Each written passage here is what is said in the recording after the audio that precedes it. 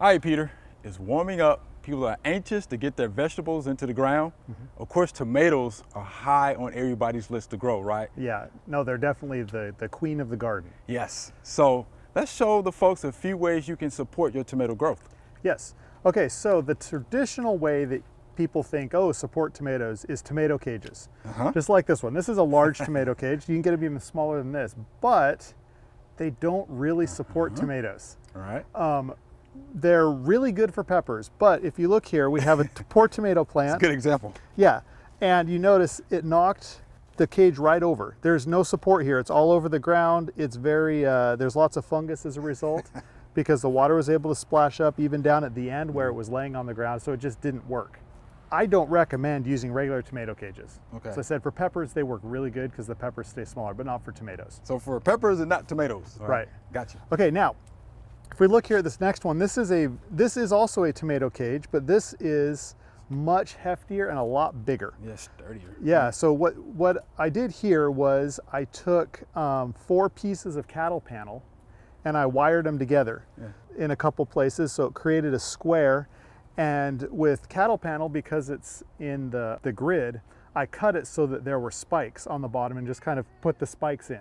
Okay. And it holds up really good. You can tell that Sturdy. it holds the tomato plant up, keeps it all off the ground.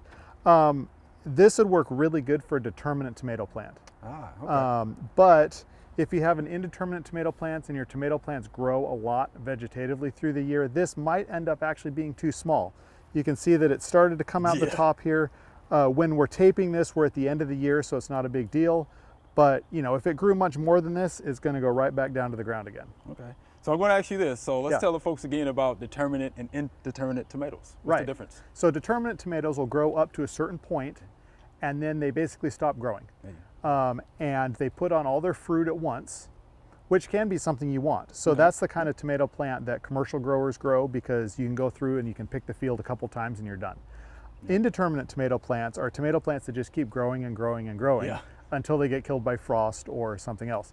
And so a lot of times home gardeners like those because you can pick them all through the year and they keep going all year long.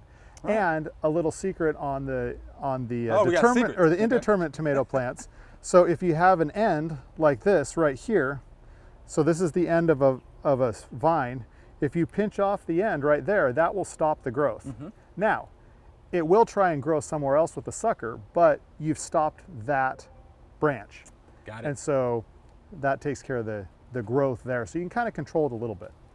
Good tip. Good tip. So let's move on here to the Florida weave. All right.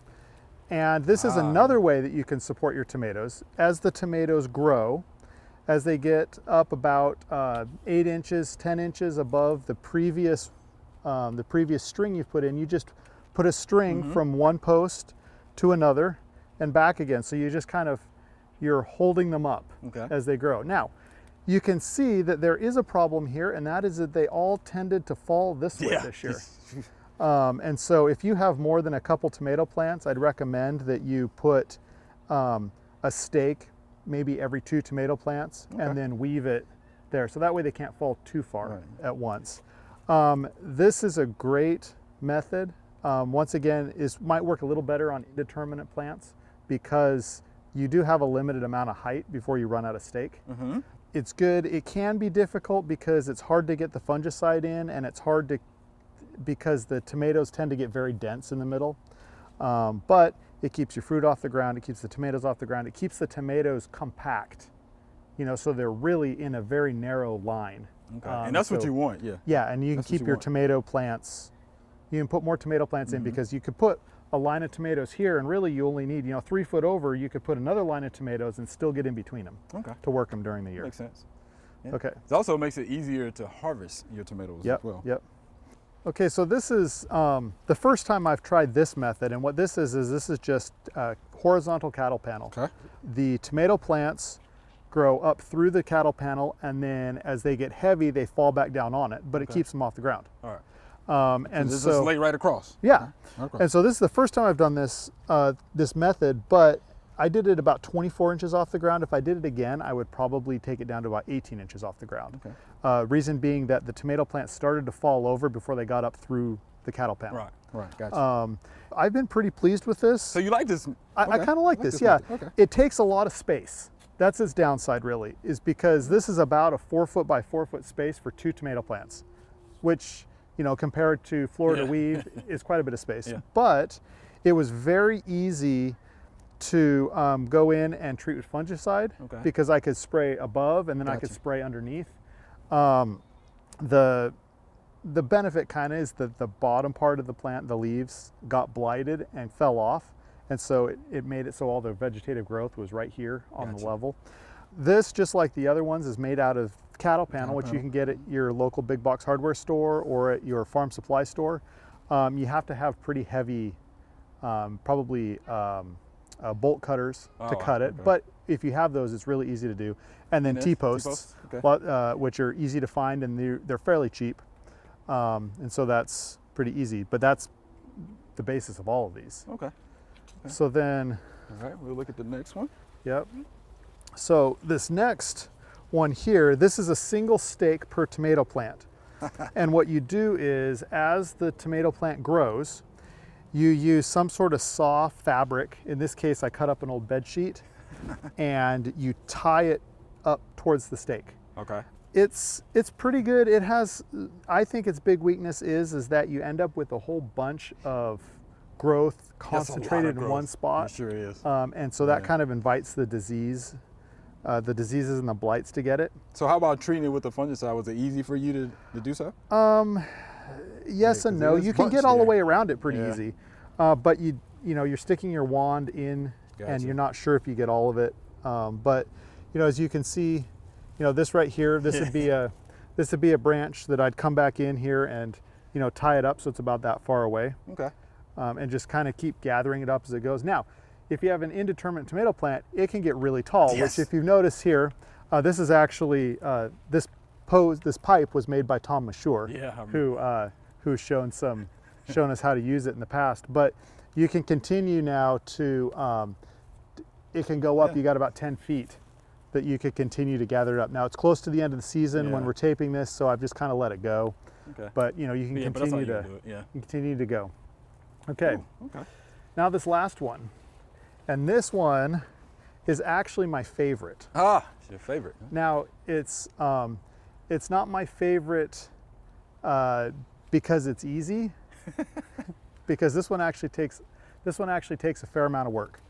And what this is when the tomato plants were little, I cut them, or I pruned them so that I only had 2 or 3 main branches. Okay. And then I wrapped them around string that was attached to this top cross post up here.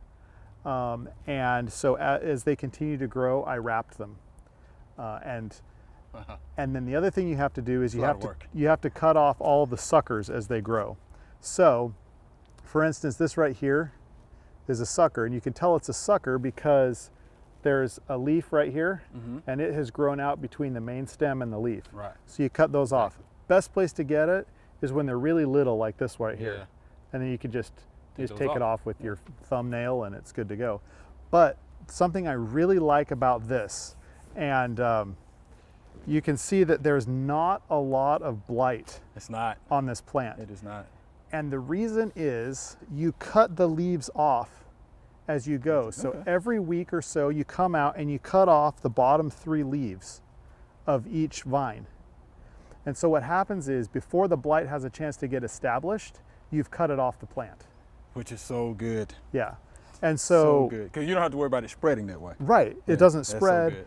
You don't, I've grown plants like this where I have maybe sprayed them twice in the whole year and I don't have any blight on them. Or at least not till the very end when they slow down. Right. When they slow down, then the blight starts to catch up with it.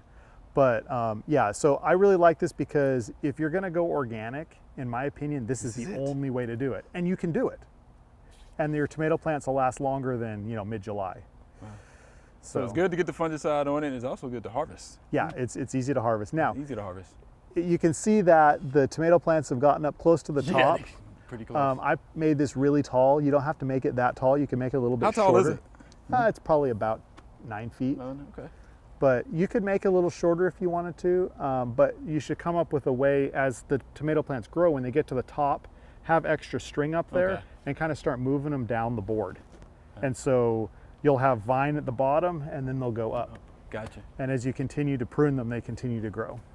Any special type of string that folks I've need to be used, concerned about? Or? I've used several different kinds of string, the cheapest stuff I can Okay, get at the sure, store. I would probably stay away from a cotton or maybe another organic string. The reason being that it may not last the season. Right. Yeah, it's going to be out in the weather. Right. Some of the gotcha. cheaper, like the thin ropes I've used, will last about 2 years. And then what'll happen is they'll start breaking. Okay. And so, you know, it'll break and you'll come out and your tomato plant will be on the ground and you'll have to string it back up. So I recommend new string every year. New string every year. But this is thin nylon twine. It'll hold up just fine this year. It's cheap. Okay. Throw it away, get new stuff this year. Get new stuff. Mhm. Yeah, I think I like this method too. This is pretty good. Yeah. Yeah, and this I learned from doing hydroponics, Hydroponics. because this is how they Yeah, do it in the yeah. hydroponic greenhouses. How about that? Yep. All right. Well, Peter, it's good information. We appreciate the demonstration. Well, thank you. Thanks for watching the video. If you enjoyed it, please click the subscribe button below.